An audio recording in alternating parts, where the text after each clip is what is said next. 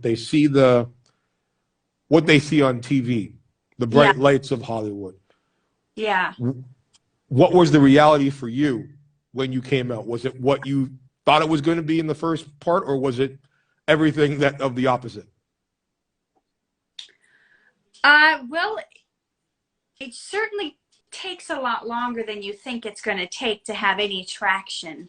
That was a harsh reality. And my girlfriend would always say, it takes 7 to 10 years to be an overnight success. And I'm like, it's been 15 years and nobody knows who it is. So that whole 7 to 10 years, I don't maybe it works for some people, but I didn't find the overnight success, and I'm 20 years in, and I still don't necessarily think I have it by the standards I used to judge by, but I'm happy and I'm creative whenever I can. Well, that's the thing. I mean, people in our business, they and I always tell even students of mine, where like when you're first starting, and as you said, like, you know, jumping into it and even after 20 years, you know, of putting in the work, I say to people, when you're starting, you have to make a choice. Do you want to be famous, or do you want to work? Because a lot of people don't know the difference between what Hollywood is. Like, they see the bright lights, they see all the fancy stuff, but that's great where you may get 1, 2, 3 projects. And I know for myself, like, it wasn't about the fame, it wasn't even about the money. It was about the passion of performing and enjoying the craft of just being in the entertainment business. So for you, like, you know, what would you, for someone, as I said, you know, that took that jump from Minneapolis to Los Angeles, what advice would you give for someone like what year, like for you, what year was it when you made that jump? Like, do you remember what year it was? Yeah, it was 2000. Okay. So how long before you made that jump were you in the business? So probably 2 years in Minnesota before I came here. Okay. Okay. Okay. So for you, what advice would you give then for somebody, you know, that is deciding to pick up and leave, say, for example, a small town like Minneapolis to make that jump into the business? What would you say for yourself were the lessons that you learned when you first came over? And if you could go back, what would you do different? Well, lessons I learned and what would I do different? So lessons are, it's not always about your acting. That's not always what gets you the job. Sometimes it's about building relationships with the right people. And if they know, like, and trust you, they're more willing to give you a chance. That's a big part of it. And don't be too hard on yourself. Don't beat yourself up if you don't get the audition, if you don't book the job. Don't think, oh, I've not booked these first 20 auditions I've gone on. Maybe this isn't meant for me. I'm just going to give it up. Because you have no idea why you don't book the audition. You could be too short or too tall or too light or too dark, and it's stuff outside of your control. So the best actor doesn't always get the job. So if it's your passion, I would say you have to keep going. And the worst thing you could do is put a time limit on it. So many actors go, if I don't make it in 5 years, I'm moving back home.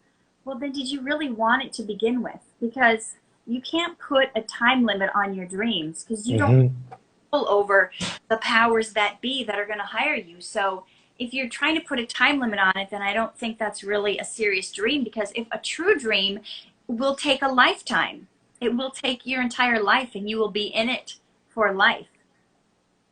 Well, it's a thing, like, and that's a great point, because I mean, I say that all the time, you know, like, I've always said there's no time limit on success. It's just a question of how much you're willing to put in the work.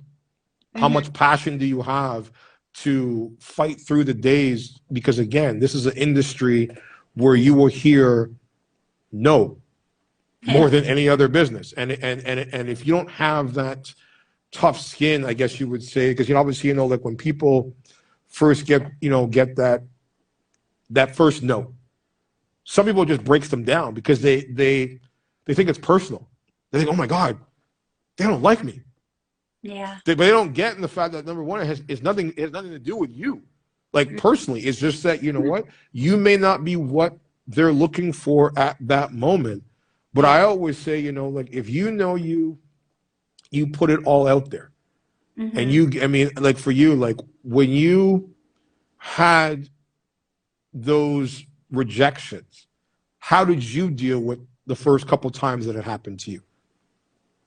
I think I was too hard on myself at first. But I just knew I had to keep going. So um, I decided to turn it into like a numbers game, like salespeople. They Mm-hmm. that maybe one out of every 10 people they call are going to buy from them. So I had to look at it not like I suck, they hate me, I'm not any good. I had to look at it like a numbers game and say, you know what? Every no leads me closer to a yes. And then you start to get like, okay, what's the next opportunity? The next opportunity, because the more no's I get out of the way, the closer I am to a yes. Mm-hmm. Not taking it personally was a big thing I had to learn.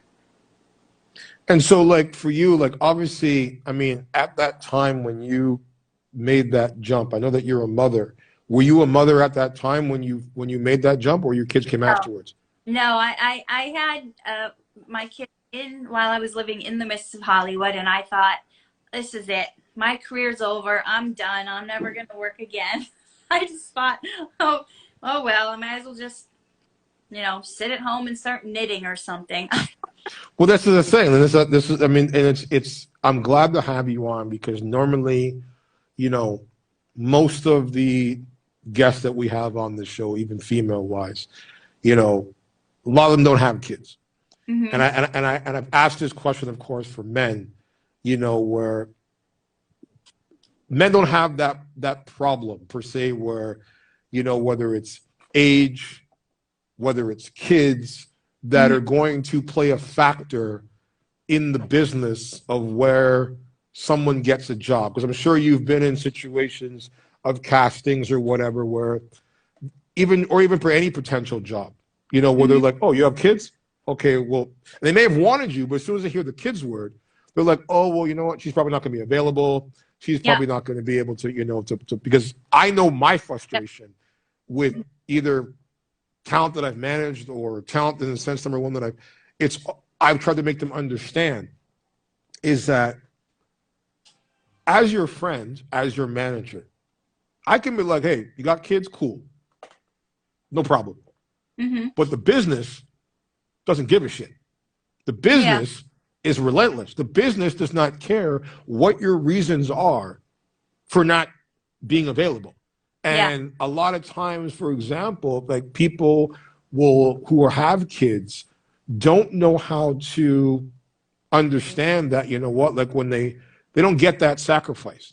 And so for you, like, did you, when you had your children, Hmm.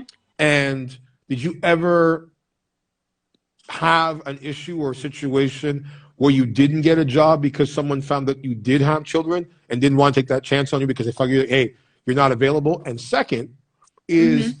do you feel that there is a stereotype that women, should have a cap due to the fact of age or children in the business? Um, if I have ever lost a job due to having children, I don't know that's the reason why, because no one has ever been forthright in letting me know that's why. However, I have lost many jobs um, due to people finding out I was married. So I thought that was really interesting. It got to That the is point very interesting. I got to the point where I stopped wearing my wedding ring to auditions because I would lose jobs if people knew I was married. So um, I don't know if the kids were a factor, but for sure the marriage thing. And I remember having callbacks and they find, oh, you're married? No, you can't. And not like they would tell you outright. they did not want you if you were married. They would make excuses like, well, boyfriend or husband might become a problem. He might show up on set and get angry if you're having to kiss somebody and whatever their lame excuses were. Well, I mean, and I'll be honest with you, sometimes that is a problem because I've dealt with it even with castings of my own where I will have a female, even like I'll give you, I mean, I've dealt with it on two narratives. I've dealt with it on the race narrative for my own stuff, like working with somebody. And I've also dealt with it in casting process where I'll cast somebody for a project and they'll be like, and again, like I have no problem with it, but I make them, and even for me, like even if they're coming to a cast, I'm like, yo, if you want to bring them, no problem. But he better say the fuck over there and like, you know, do whatever the hell he's got to do and just mind his business. But I've had people in situations where they'll say, you know, don't worry, my man doesn't care. He don't care what I do. You know, he lets me go and come and go as I please. You know, I can pick up and leave whenever I want.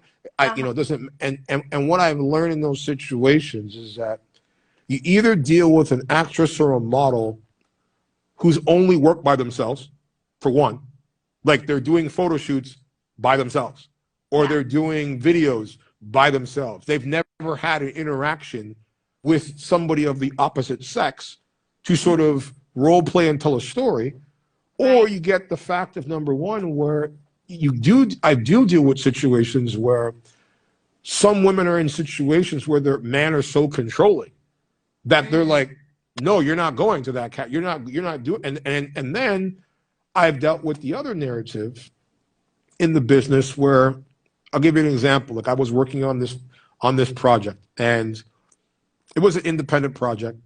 And there was a girl that, you know, she'd been bothering me for a couple of years.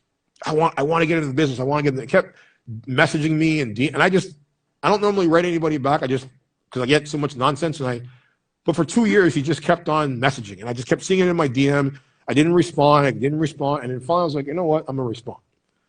So I responded and I was actually coming into her city one day. And I was like, look, I'm going to be in town. I'm going to be doing a shoot. So here's the thing. Let me see what you're made out of. Like, because if you're saying to me you've done this before, to me, okay, you've done it before, but let's see what you can do. So we go through the whole questionnaire. She's in a relationship. She's married. My man don't care. My man don't this. So then I'm like, okay. So then she showed up to the set, and basically I had one of the photographers and stuff like that. We were sort of staging it in the sense, number one, setting up the shot. So I had her do a couple walkthroughs, just doing the scene by herself. But she was so like a deer in headlights. Oh no. Where like there was no emotion, no this, and you know as well as I do is that like sometimes you need to feed off somebody to be able to get into character, to be able. So I'm like, look. So I said, okay, I'm gonna jump out of my comfort zone here. I'm gonna walk you through. I'm gonna stage up a scene, and basically it's gonna be like, you know, I use an example like two people who are getting married, and they see each other across the street, and they catch each other's eyes, and you know when you see them in those movies when they're running towards each other, and they embrace and they pick each other up, and then you know they hold hands and they walk away. So we did the scene. I explained everything to her. We did it. She was like, "Oh my God!" Like, and I go, "Look at how different on camera, how natural you are." Because you know as well as whether it's in a photo shoot or on set, if you're thinking about it too much, it's going to show on camera. Rather than you just be natural and be yourself, and then you normally will get a better product. So we did it for like an hour. We shot everything. Everything was great. And then after everything was done, she basically I said, okay, well, we'll see you tomorrow. The very next day, she messaged and she's like, yeah, you know, and all we did was in the scene was I lifted her up. We hold hands like a couple would, and we crossed the street. We got the shot. She's like, I felt uncomfortable. And we were like, sitting there, and we literally went over everything with her for like an hour, and she